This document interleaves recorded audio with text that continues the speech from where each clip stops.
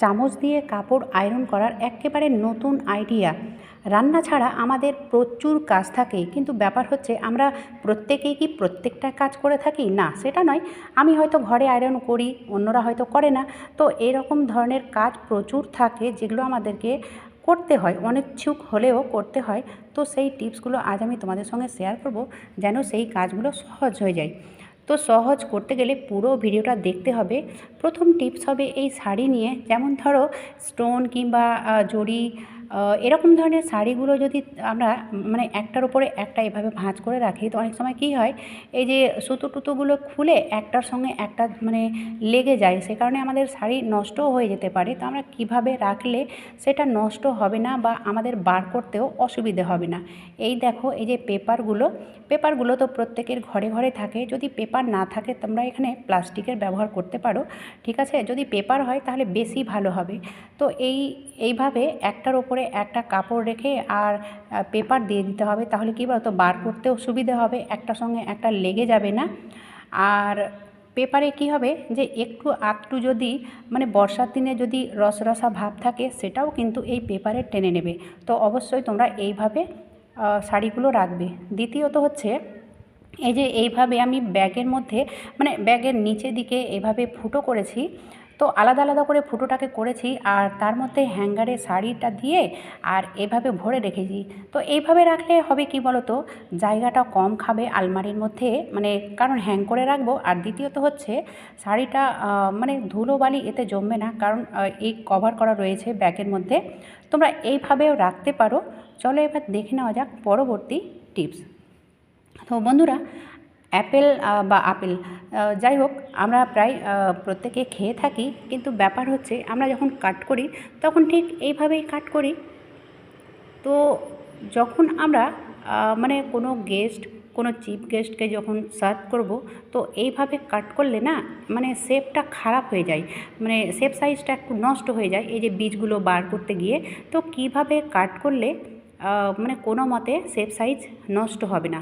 তো প্রথমত করতে হবে যেটা, অ্যাপেলটাকে ধুয়ে নিতে হবে। দ্বিতীয়, এইভাবে ধরতে হবে অ্যাপেলটাকে, আর ওই যে বোটাটা রয়েছে না, ওই জায়গাটা কাট করতে হবে না। এক আঙুল ছেড়ে এইভাবে কাট করলে দেখবে বীজটা একেবারে মিডিলে থেকে যাবে আর সুন্দরভাবে কাট করা হয়ে যাবে, মানে কোনো শেপ সাইজ নষ্ট হবে না। তো এইভাবে কাট করার পরে যেটা করতে হবে বা বাচ্চাদের টিফিনে কিভাবে দিতে হবে, বা যদি নরম থাকে, কচকচা না থাকে, সেক্ষেত্রে আমরা কি করলে এক্কেবারে তরতাজা মানে কচকচে হয়ে যাবে, সেটাও টিপস আমি তোমাদের সঙ্গে শেয়ার করব। তোমরা স্কিপ না করে পুরো ভিডিওটা দেখতে থাকো। আর এই যে মিডিলের অংশটা যদি থাকে একটু একটু, তো এইভাবে বার করে নেব, তাহলে দেখবে কোনো মতে বীজ এদিকে আসবে না, আর মিডিলে এই বীজটা থেকে যাবে। আমি কাট করে দেখাচ্ছি তোমাদের, এই দেখো। আর এতটুকুও নষ্ট হবে না, ঠিক আছে?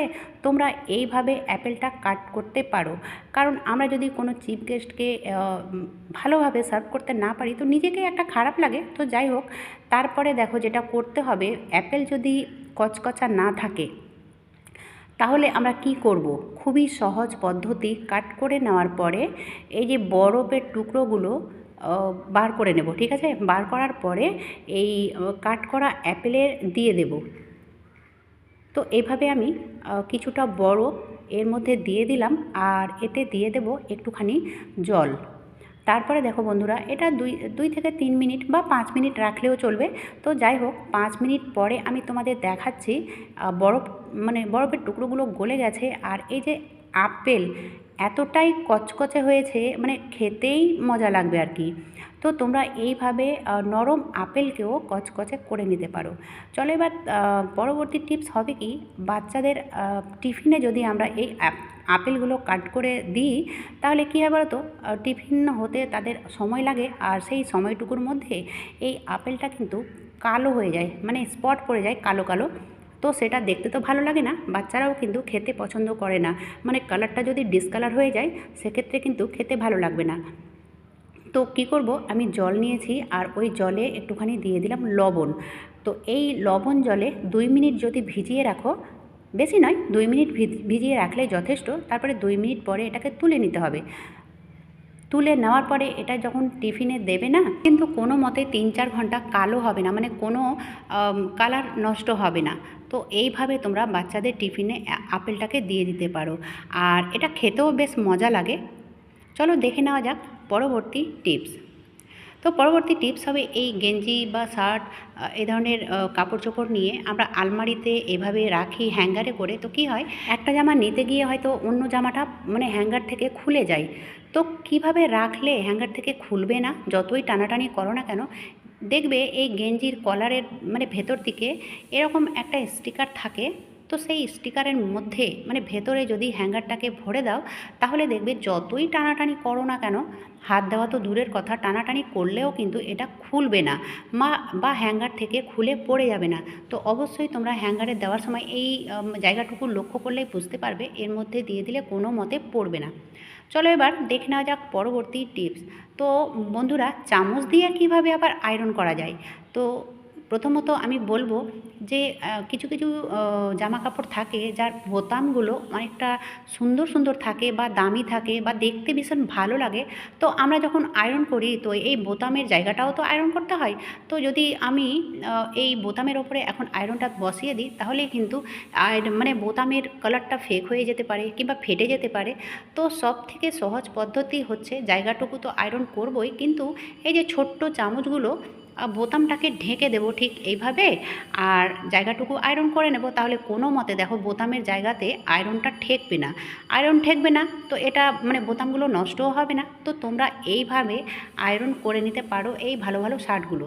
চলো এবার দেখে নেওয়া যাক পরবর্তী টিপস। বন্ধুরা, আমার হাতে রয়েছে এটা ওটস। তো এটা বড়দের জন্য নয়, এটা বাচ্চাদের জন্য, ঠিক আছে? তো বাচ্চাদের জন্য আলাদা করে পাওয়া যায়, তো সেটাই আমি নিয়ে এসেছি, কারণ আমার ঘরে ছোট বাচ্চা রয়েছে, তার বয়স মানে 10 মাস চলছে আর কি। তো বাইরের খাবারগুলো যেহেতু দেওয়া শুরু করেছি, আর এটার দাম খুব বেশি নয়, 112 টাকা দাম রয়েছে। আর বন্ধুরা, এটা কিন্তু মানে সেদ্ধ করতে গেলে এমনি এমনি খাওয়া যায় না, চিনি দিতে হয়। কিন্তু চিনি দিলে বাচ্চাদের পক্ষে ভালো না, মানে ক্ষতিকারক। তো সেক্ষেত্রে আমি তোমাদের বলবো যে এটা কী দিয়ে রান্না করলে চিনি দিতে হবে না বা বাচ্চারা খুব মজা করে খাবে। এই দেখো কলা, কলা দিয়ে কিন্তু এটা যদি মানে কলা যদি দেওয়া হয়, তাহলে চিনি দেওয়ার কোনো প্রয়োজন পড়বে না, ঠিক আছে? তারপরে দেখো মানে সহ্য নিয়ে কথা আছে, যদি সহ্য হয় বাচ্চার তো, কারণ অনেক বাচ্চার আবার সহ্য হয় না। আর এই যে কাঠবাদাম, এগুলো তোমরা দিতে পারো, কাঠবাদাম, কাজু বাদাম যদি দিতে চাও, তাহলে রাত্রেবেলায় ভিজিয়ে রাখবে আর এটাকে ভালোভাবে পেস্ট করে নেবে। তারপরে এই ওটসের সঙ্গে মিশিয়ে দেবে।